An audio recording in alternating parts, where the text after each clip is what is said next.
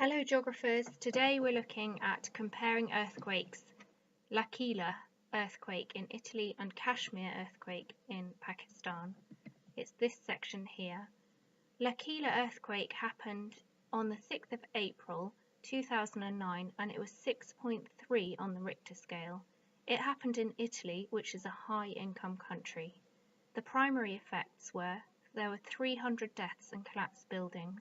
1,500 people were injured, thousands of buildings were damaged, 6,000 people were made homeless, and there was bridge collapse and a water main burst. Secondary effects, they happen after the earthquake event. Aftershocks caused more damage. Fires in collapsed buildings caused even more damage. Broken water pipes near Pandanica caused a landslide, and electricity and phone lines were interrupted only for a day. The immediate responses, they happen at the time of an earthquake, where camps were set up providing food, water and medical care. Ambulances, fire engines and an army were sent in. Cranes and diggers were used to remove rubble, and free phones and SIM cards were handed out. Money from the government helped people to pay their rent. And the long-term responses, they happen over months or even years. New settlements were built for over 20,000 people who used to live in the city centre, and a big investigation was set up.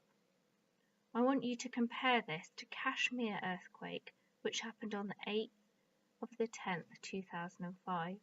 It was 7.6 on the Richter scale, so slightly bigger, and it was in Pakistan, and it was a low-income country.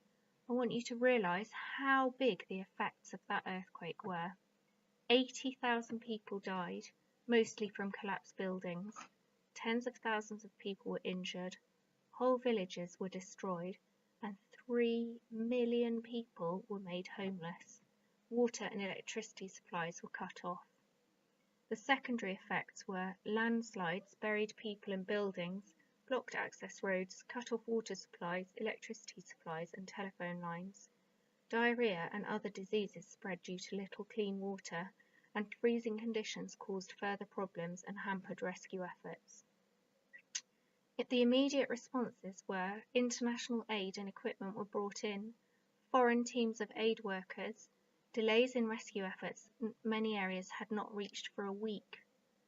People had to be rescued by hand without help from emergency services, and tents and blankets and medical kit took up to a month.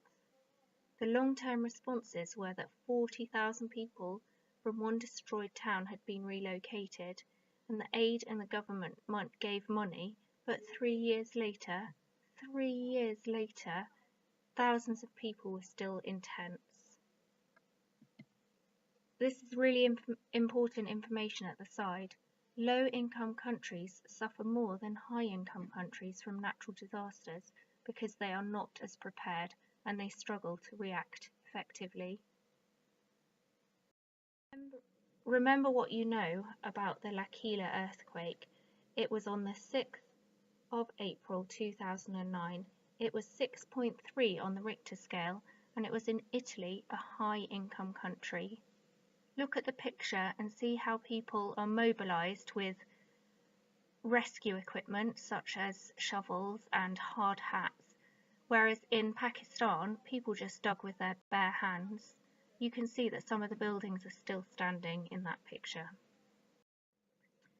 Compared to Kashmir, which was in 2005 on the 8th of October, and that was 7.6 on the Richter scale.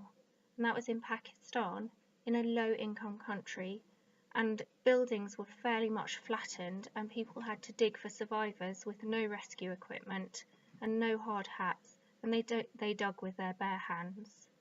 What I want you to do is compare the two earthquakes and the responses to those two earthquakes, remembering low-income countries generally suffer more after earthquakes. Come and find me if you're stuck. Bye!